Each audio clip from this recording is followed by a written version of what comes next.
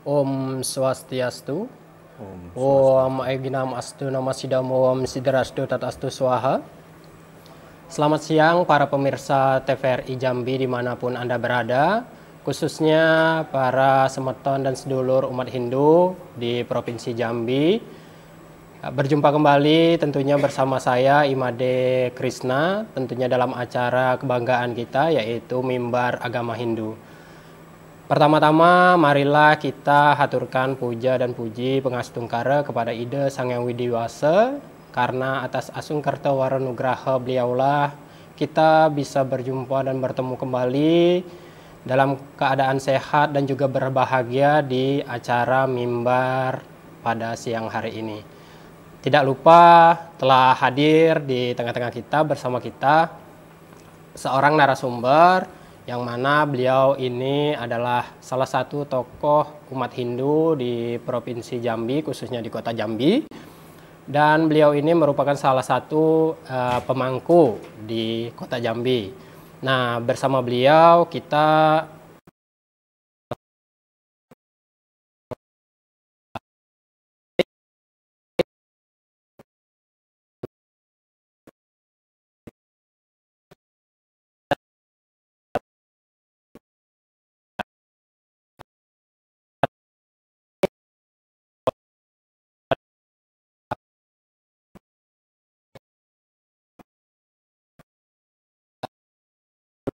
di Provinsi Jambi, yaitu Bapak Jaro Mangku Wayan Widiarta. Om Swastiastu Bapak. Swastiastu. Gimana kabarnya Pak hari ini Pak? Astungkara, becik, baik, sehat, Baik ya, Pak, ya. rahayu semua ya. Ya Pak, kita ketemu lagi nih Pak di mimbar kali ini, tentunya dengan tema yang berbeda dari yang kemarin. Kalau hari ini tema kita akan kita bahas yaitu Pancasrada dalam kehidupan Bapak. Sedikit mengulik tentang serada nih Bapak. Serada, kalau dalam keyakinan umat Hindu, serada itu apa sebenarnya Bapak? Baiklah, langsung saja ke topik permasalahan. Jadi serada itu sendiri dalam bahasa Sanskerta. Jadi arti dari etimologi serada itu sendiri adalah keyakinan. Jadi kembali ke keyakinan setiap umat makhluk hidup, khususnya manusia hidup diciptakan di dunia ini, tentunya mempunyai pikiran, mempunyai pemikiran yang lebih tinggi dari makhluk-makhluk yang lain. Jadi tentunya mempunyai kepercayaan yang di Indonesia ini disebutlah sebuah agama. Jadi kebetulan di Indonesia ini sekarang disahkan ada 6 agama termasuk kepercayaan. Jadi kalau di dalam agama Hindu sendiri, serada itu artinya keyakinan. Berarti serada itu istilahnya tuh apa yang kita yakini, apa yang kita imani lah kalau kita bilang iya. Sekarang itu ya Pak ya. Betul. Nah, sesuai tema kita nih Pak, kalau serada itu keyakinan, nah apa sih berarti Pancasrada ini sendiri untuk umat Hindu? Ya, Pancasrada sendiri adalah dasar atau pondasi dari agama Hindu sendiri. Seperti sebuah bangunan, sebuah rumah, gedung tinggi mewah. Tanpa dasar tentunya, tanpa pondasi tentunya tidak akan menjadi gedung yang bisa berdiri lama, kokoh begitu. Mungkin ada akibat alam atau angin, segala macam hujan, banjir bisa roboh kalau tanpa adanya pondasi. Jadi dalam agama Hindu sendiri juga mempunyai pondasi yang disebut dengan pondasi dasar yang disebut dengan Pancasrada. Pancasrada ini juga dari bahasa Sanskerta. Jadi arti dari Pancasrada itu diambil dari 2 suku kata, panca dan srada. Sementara panca itu adalah 5, srada itu yang seperti kita bahas tadi pertama itu adalah keyakinan. Jadi secara keseluruhan diartikan Pancasrada itu 5 keyakinan umat Hindu dalam melakukan perjalanan kehidupan sehari-hari sebagai umat Hindu. Berarti Pancasrada ini sendiri yaitu 5 tonggak atau 5 keyakinan dasar untuk umat Hindu sendiri untuk menjalani kehidupannya di dunia ini, berarti begitu ya Bapak? Iya, betul. Bapak, kalau kita berbicara Pancasrada nih Bapak, tentang keyakinan kita sebagai umat Hindu, pastikan dari artinya sendiri tadi, yaitu Pancasrada itu ada 5 keyakinan. Boleh disebutkan nggak Bapak, apa saja sih 5 keyakinan dasar dari umat Hindu itu sendiri? Silakan. Ya. Pancasrada itu sendiri ada 5 sesuai dengan artinya, yaitu umat Hindu meyakini dari kelima unsur ini diyakini oleh umat Hindu. Yang pertama adalah Srada atau percaya dengan adanya Brahman. Yang kedua percaya dengan adanya, yakin dengan adanya Atma.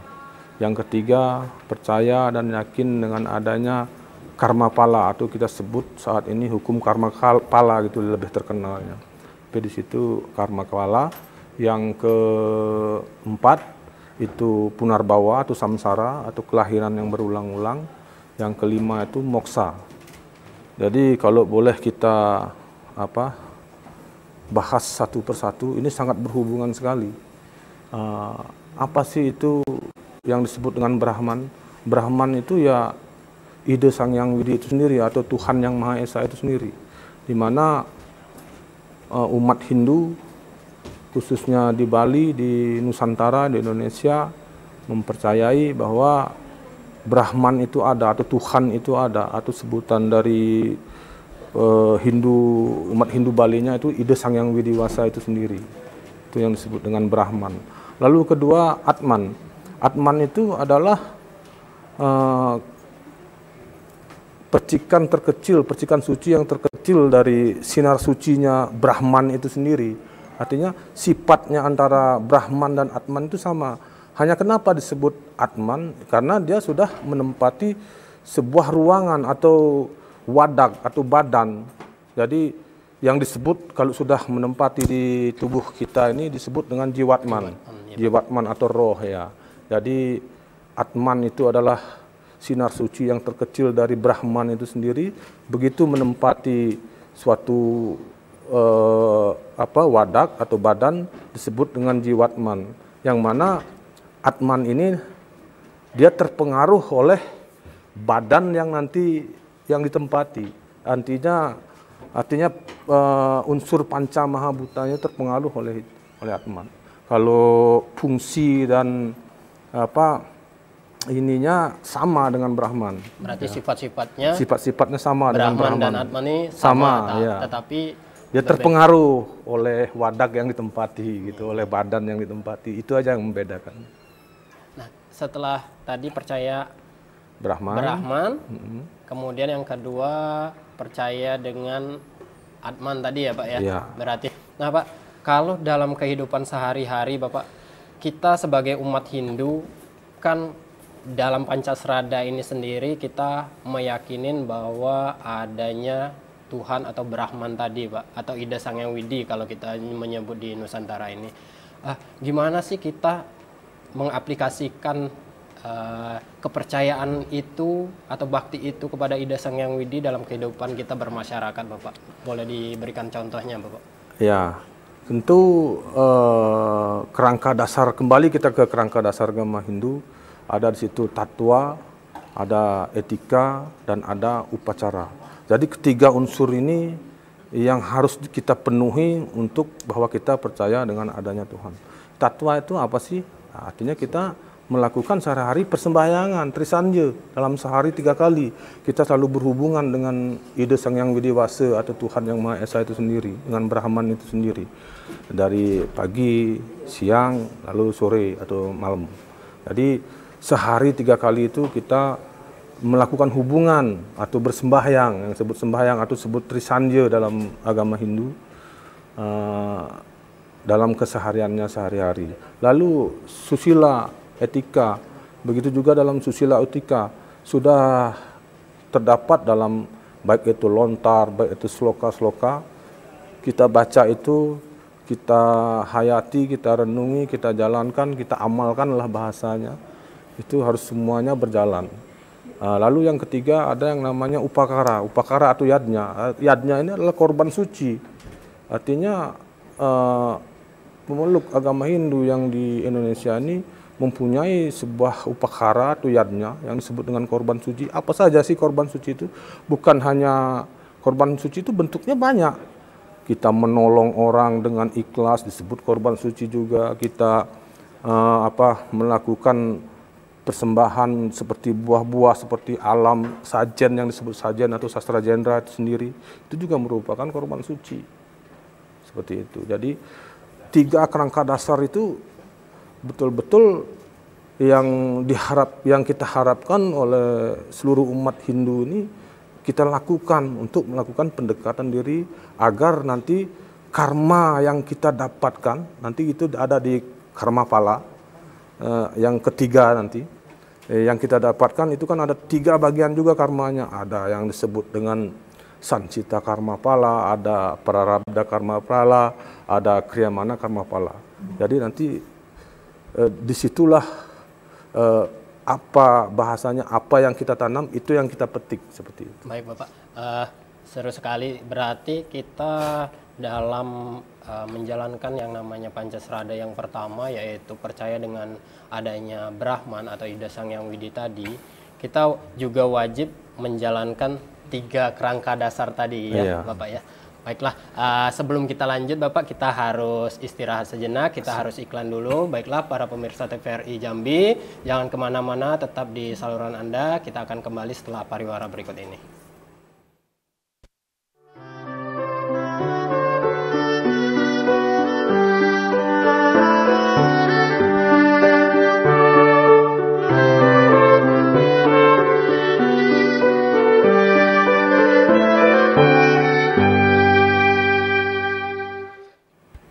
Baiklah para pemirsa TVRI Jambi, kita lanjutkan lagi perbincangan kita dengan narasumber kita Bapak Jero Mangku Wayan Widiarta.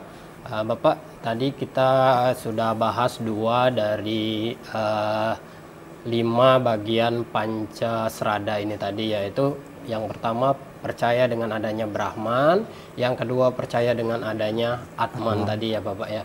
Nah, selain itu tadi berarti masih ada 3 lagi Bapak bagian-bagian dari Pancasrada ini. Boleh dilanjutkan Bapak ketiganya lagi biar lebih lengkap lagi bahasanya. Silakan Bapak. Oke, terima kasih. Jadi yang ketiga adalah percaya dengan adanya karma pala. Jadi yang disebut biasanya yang terkenal dengan sebutan hukum karma pala. Jadi karma pala itu apa sih gitu? Karma pala itu adalah hasil perbuatan atau sebab akibat dari kehidupan kita sehari-hari sampai kita meninggal dunia. Jadi karma pala ini pun terbagi dalam 3 bagian lagi. Jadi kita bagi yang saya katakan tadi disebut dengan sancita karma pala. Apa sih sancita karma pala? Sancita karma pala itu adalah hasil perbuatan yang kehidupan yang kita kan mengenal namanya punarbawa nih, samsara. Artinya hasil perbuatan kehidupan yang lampau, yang terdahulu, kita nikmati hasilnya di sekarang, di saat ini. Mungkin contoh, ada orang yang dia hidup berbahagia, dia kaya, dia pun lengkap, anggota tubuhnya lengkap, tidak utuh semua. Artinya mungkin di kehidupannya terdahulu itu mempunyai karma yang bagus. Artinya belum sempat dinikmati, di kehidupan sekarang lah dinikmati. Seperti itu. Itu yang disebut dengan sancita karma pala. Lalu yang kedua, prarabdha karma pala. Apa sih itu prarabdha karma pala? Prarabdha karma pala itu adalah sesuatu yang kita tebar sekarang atau perbuatan yang kita lakukan sekarang kita nikmati juga saat ini juga, seperti itu. Mungkin satu contoh seumpama kita membantu seseorang dalam keadaan kecelakaan, lalu nanti satu saat ya kita celaka, walaupun bukan orang yang kita bantu itu membantu, tapi ada yang membantu kita, nah, seperti itulah. Artinya apa yang kita tebar, apa yang kita tanam saat ini seperti kita nanam padi ya hasilnya ya padi gitu. Terus lalu yang ketiga itu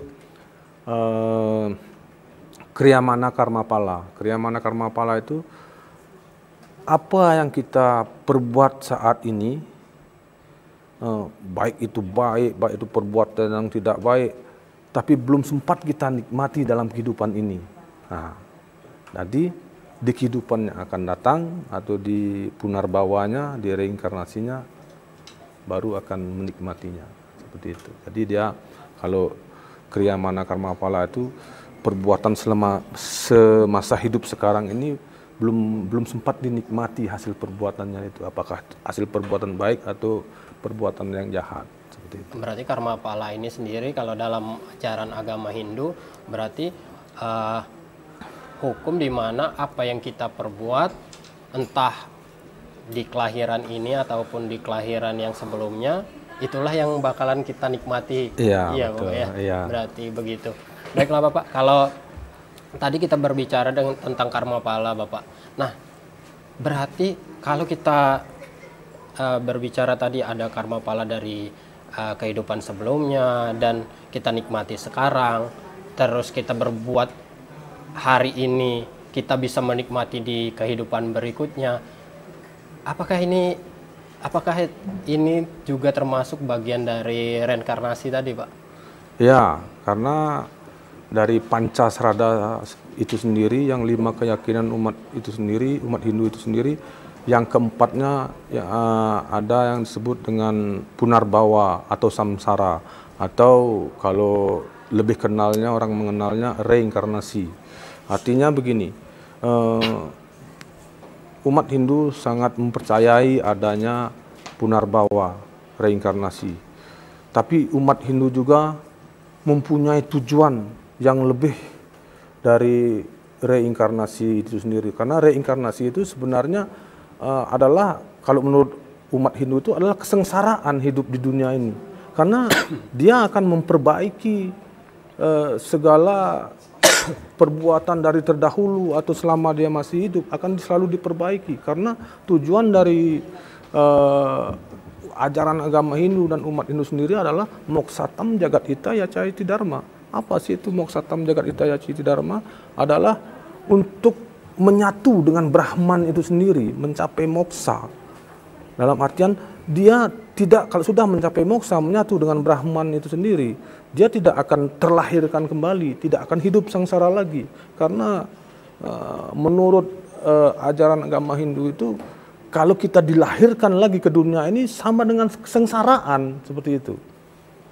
Berarti di bagian keempat dari Pancasrada ini yang namanya punarbawa ini tadi, Bapak, berarti disinilah kita belajar, istilahnya kita hidup ini untuk memperbaiki karma-karma kita di kehidupan sebelumnya, begitu ya Bapak ya? Iya, termasuk juga karma sekarang, karena karma sebelumnya belum tentu juga akan lahir menjadi manusia.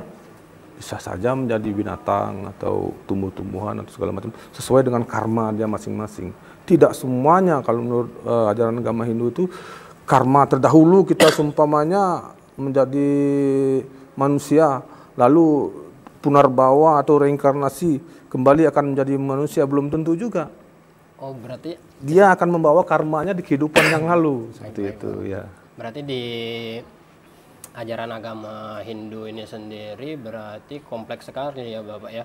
Berarti kita hidup ini tidak semerta-merta untuk merasakan kesenangan saja, tapi kita bagaimana kita sebagai insan umat Hindu memperbaiki karma-karma kita supaya menjadi insan yang lebih baik ya, begitu ya Bapak ya. Iya, betul.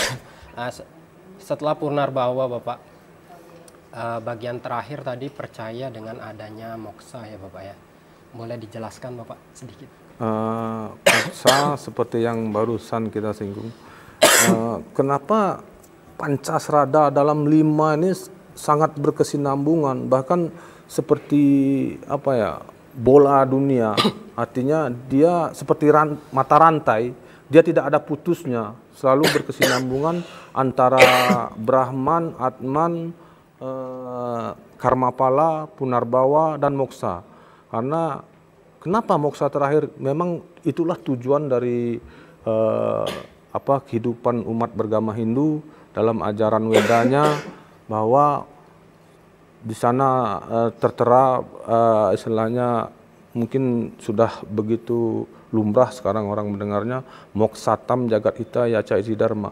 Bahkan dalam sebuah sejarah juga banyak yang menulis sumpama contoh kuburannya si Mahapatih Gajah Mada tidak ada nih, mungkin moksa gitu. Itu bahasanya moksa itu sudah menyatu dengan Brahman atau ide Sang Yang Widi atau Tuhan itu sendiri, dan tidak akan terulang kembali karena atas karma yang didapatnya yang mungkin begitu luar biasa. Apalagi seperti beliau yang dalam buku sejarah, beliau adalah Mahapatih yang kerajaan yang begitu luar biasa terkenal, dan hanya yang untuk mencapai moksa saat ini ya seperti Awatara, mungkin lebih terkenalnya Avatar gitu ya.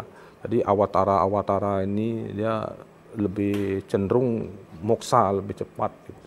Resi-resi yang istilahnya selalu yang jelas kalau moksa, untuk mau mencapai moksa memang harus luar biasa kita.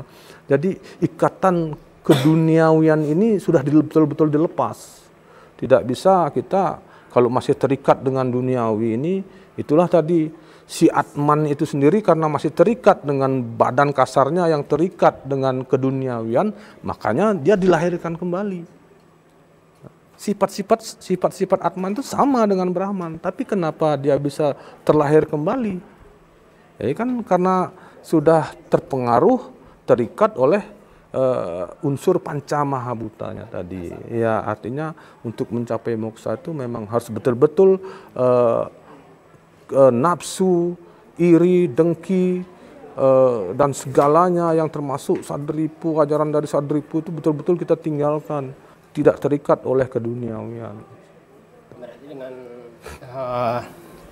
salah satu cara untuk mencapai moksa tadi yaitu dengan melepaskan segala keterikatan kita di dunia ini, berarti begitu ya? Iya, salah satunya itu, dan juga harus mengikuti ajaran agama tentunya. Semua ajaran agama yang kita yakini harus betul-betul diikuti. Kalau di Hindu sendiri, Bapak, bagaimana sih cara kita biar nanti kita sebagai umat Hindu, khususnya anak muda, apalagi kan anak muda kalau sekarang untuk seradanya kurang, bagaimana sih Pak? Mohon boleh beri masukan dan juga kesimpulan gitu Bapak. Tentunya khususnya anak muda di umat Hindu, agar lebih memahami apa itu agamanya, tentunya belajar baik itu di lembaga pendidikan formal dan non formal itu kan sudah ada sekarang. Seperti seumpamanya kalau di Kota Jambi ini ada sebuah pendidikan non formal yang di PAL 10 di Pasraman gitu di ya, Pasraman. Setiap hari Minggu itu diadakanlah untuk anak-anak SD, SMP, SMA sampai bahkan kuliahan ada di situ, dan ada tenaga pengajarnya, disediakan tenaga pengajarnya di sana. Jadi mereka di sana harus betul-betul kalau memang ingin mendalami agamanya, mengetahui agamanya, belajar ke sana. Mungkin kalau di Jambi untuk pendidikan agama Hindu di sekolah-sekolah formal mungkin hanya beberapa yang ada, karena kan untuk umat agama Hindu di Jambi ini kan tidak begitu banyak. Artinya hanya berapa persen lah dari penduduk Jambi, provinsi Jambi ini. Jadi baiklah Pak Mangku, sangat seru sekali perbincangan kita, tapi kita harus akhiri untuk mimbar kali ini. Baiklah para pemirsa TVRI, demikian perbincangan kami dengan narasumber Bapak Jerumangku Wayan Widiarta. Semoga apa yang kami bicarakan bisa menambah wawasan, dan apabila apa yang kami bicarakan ada salah kata, kami mohon maaf. Kami akhiri dengan Parama Santi. Om Santi, Santi, Santi, Om.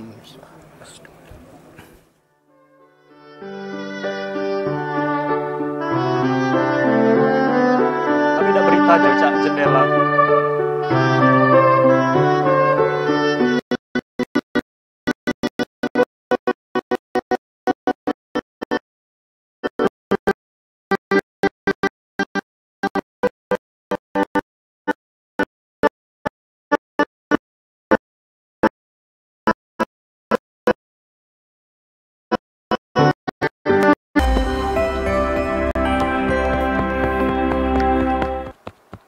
Muka hijau, tidak abu-abu.